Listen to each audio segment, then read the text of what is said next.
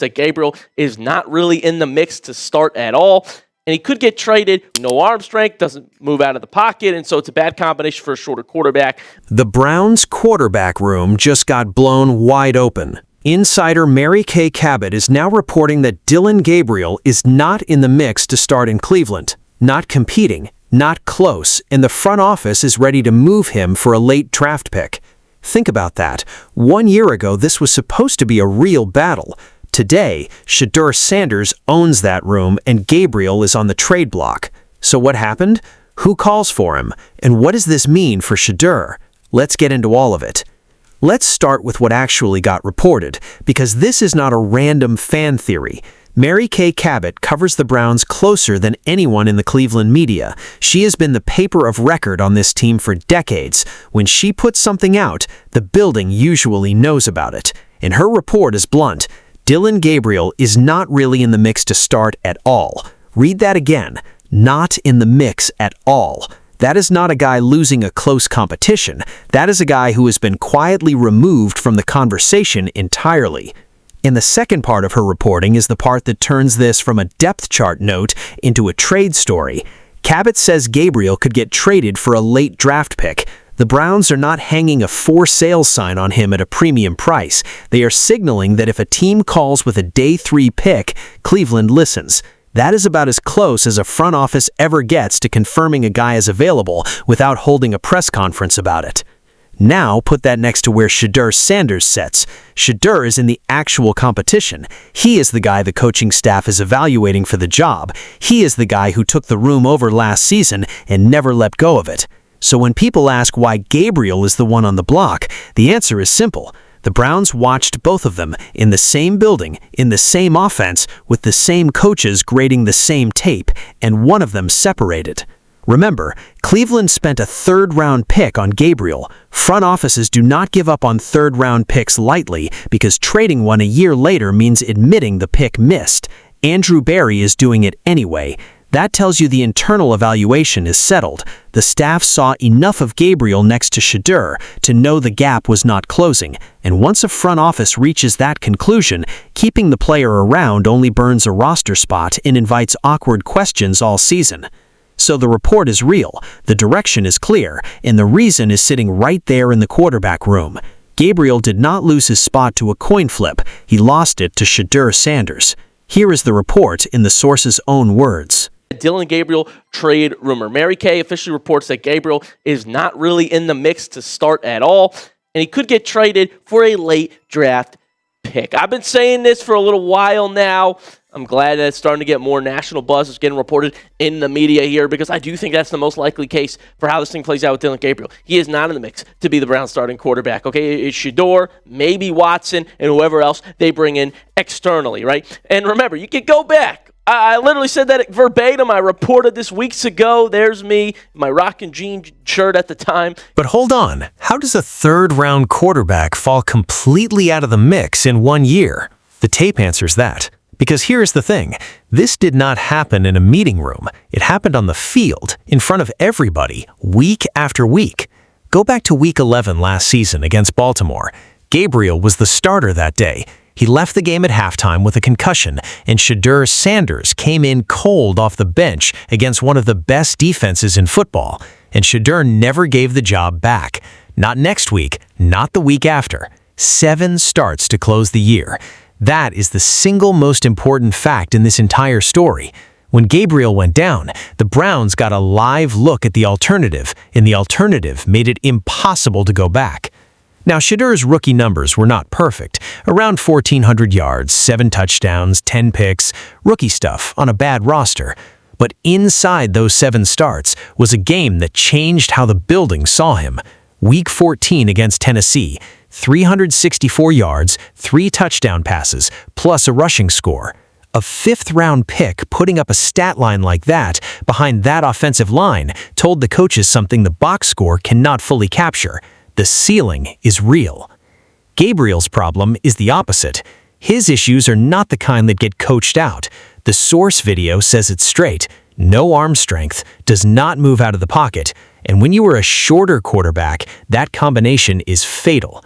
Short quarterbacks survive in this league by doing two things.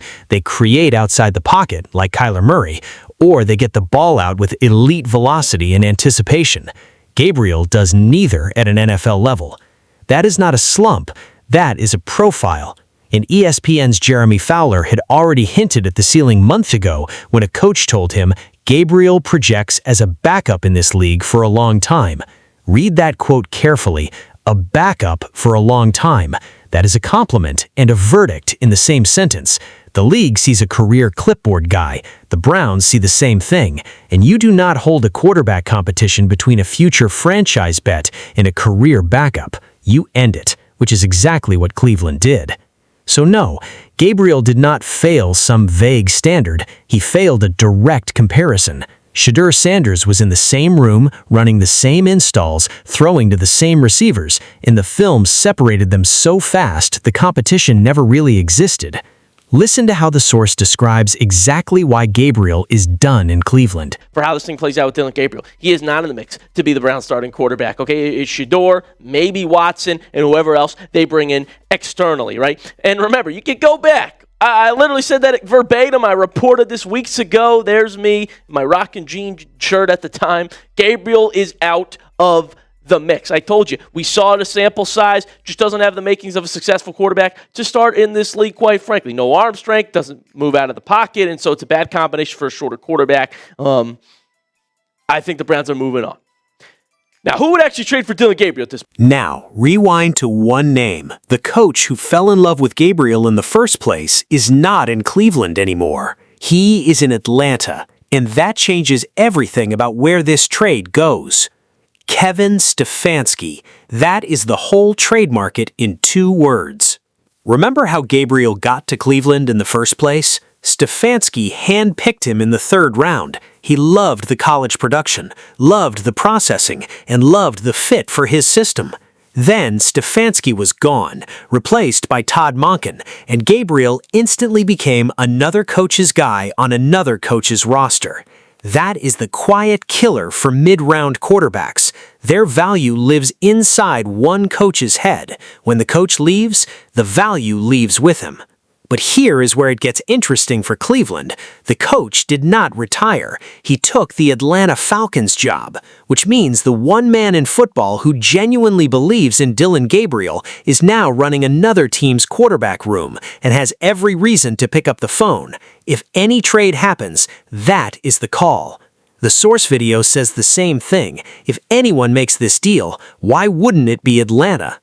Now, the source creator even sketched out what a deal could look like, and to be clear, this is his proposal, not a report. His idea goes like this. The Falcons do not own a 5th-round pick, which would be the natural price for Gabriel, so instead, Atlanta sends a 4th, and Cleveland sweetens it by attaching a 5th of their own. Cleveland moves up into the 4th round, around pick 114, and the 5th the Browns would send is pick 144. And if that pick number sounds familiar, it should. 144 is the exact slot Cleveland used on Shedeur Sanders. The same number that delivered the future of the franchise would now help ship out the quarterback who could not beat him. You cannot script that any better. Would Cleveland do it? Of course they would. A 4th-round pick for a 3rd quarterback who is not in your plans is found money. Barry drafted Taylon Green in the 6th round as the developmental project, so the room does not even need Gabriel as the young arm anymore.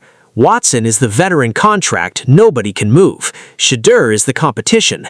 Green is the project. Gabriel is the odd man out 4 different ways. And if Atlanta doesn't bite, the fallback is exactly what happened with Joe Flacco and the Bengals. Some team's backup goes down in September, they panic, and suddenly a late pick shows up for a quarterback Cleveland was never going to play. Either way, the ending is the same. Gabriel's time in Cleveland is on a countdown clock. Here's the full Atlanta breakdown and that wild pick 144 details from the source. Now, who would actually trade for Dylan Gabriel at this point? Well, remember, the Browns took him with a third-round pick. I don't think you're getting a third-round pick for Dylan Gabriel in this scenario, but our old friend, Kevin Stefanski, is over in Atlanta. He loved Dylan Gabriel. He picked Dylan Gabriel, hand-picked him out of the NFL draft. And so if anyone's going to make this deal, why wouldn't it be the Atlanta Falcons? But the Falcons, unfortunately, they don't have a fifth-round pick. That I think would be the perfect value for Dylan Gabriel. So instead, I've cooked up the Falcons giving us a fourth-round pick, which would be great for Cleveland, but they're not going to straight up give up a fourth for Dylan Gabriel. Nobody would. And here is the part nobody is saying out loud. This trade was never really about Dylan Gabriel. It is about what the Browns are telling you they believe about Shedeur Sanders. Follow the actions, not the words. Front offices lie in press conferences. They never lie with roster moves. If the Browns thought Shadur Sanders was shaky, they would hoard quarterbacks. That is what nervous teams do. They keep four arms on the roster, they talk about competition and depth, and they hedge everything. Instead, Cleveland is doing the opposite. They are clearing the room. Gabriel goes on the block for a late pick. Green sits in the background as a long-term project. The path narrows down to Shedeur and whatever veteran insurance exists behind him. You only simplify a quarterback room like that when you have found your answer and you know it. And the business side is screaming the same thing. Shedeur set the all-time NFLPA group licensing record as a rookie at $17.7 million. That is not a strong number. That is nearly double what Tom Brady did in his best licensing year. His jersey was the #1 seller in football. Merchandise records fell. The new stadium project is being built with him as the face of it. Franchises do not build revenue plans around a quarterback they are lukewarm on. Every dollar of that machine is a vote of confidence, and the front office can count. Meanwhile, think about the message this sends inside the locker room. Every player in that building watched the same thing happen. Gabriel started, Gabriel went down, Shedeur took the job, and the team never looked back. Trading Gabriel now just makes official what the roster already knew. The room belongs to number 12. There is no committee, there is no open question. The competition that matters is Shedeur against the standard, not Shedeur against another mid-round pick. And for Gabriel, honestly, the trade is the best thing that can happen to him. In Cleveland, he is a dead man walking, a daily reminder of a pick that did not pan out. In Atlanta, with the one coach who believes in him, he gets what that anonymous coach told Jeremy Fowler he could be, a trusted backup for a long time. That is a real NFL career. It's just not a Cleveland career. So when you see this trade cross your notifications, and I believe you will, do not read it as the Browns dumping a bust. Read it for what it actually is. Cleveland converted a leftover mistake into a draft pick and cleared the runway for the Shedeur Sanders era to start with zero noise behind him. Here's the source putting the finishing touch on the deal. Let me know in the comments section, type A for accept, type D for decline, if you'd be in on this deal. I say why not? If you can get a pick for Dylan Gabriel, if he's not in your plans at all, that's totally fine with me. If the Browns can't unload him, he'll probably just be a backup on the Browns roster on a rookie deal for a couple years. But again, I think they're going to look externally, so you won't need Dylan Gabriel if you're bringing another quarterback in. Anyway, let me know if you would make this. One quarterback set records, while the other slid to third string in the same building. That is the whole story in one sentence. So let's put the entire picture together. Mary Kay Cabot, the most plugged-in Browns reporter alive, says Dylan Gabriel is not in the mix to start at all and can be had for a late draft pick. That report did not come from nowhere. It came from a year of tape where Shadur Sanders took Gabriel's job at halftime of the Ravens game and never handed it back. 7 starts, a 364-yard 3-touchdown explosion against Tennessee, a ceiling Gabriel simply does not have. The scouting book on Gabriel is settled. Limited arm, limited movement, a shorter quarterback without the tools that let shorter quarterbacks survive. The league sees a long-term backup, and the one coach who saw more than that is now in Atlanta holding the keys to the most obvious trade fit in football. The proposed deal even carries the perfect twist, with pick 144, Shedur's own draft slot, potentially helping to move out the man he beat. And above all of it sits the real headline. The Browns are not just shopping for a backup, they are consolidating the entire franchise around Shadur Sanders. The roster moves say it, the record-breaking business numbers say it, the locker room already knows it. Gabriel leaving is not the story. Gabriel leaving is the receipt. So now it is your turn, and I want a real answer.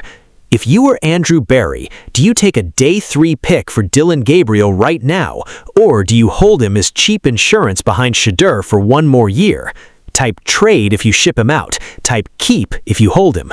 Drop it in the comments right now because I read every single one, and I will feature the best takes in the next video. And listen, this Gabriel situation can break at any moment. One phone call from Atlanta and this whole thing goes from rumor to breaking news overnight. When it does, I will have the full breakdown up here first, so make sure you are subscribed with notifications on so you do not miss it.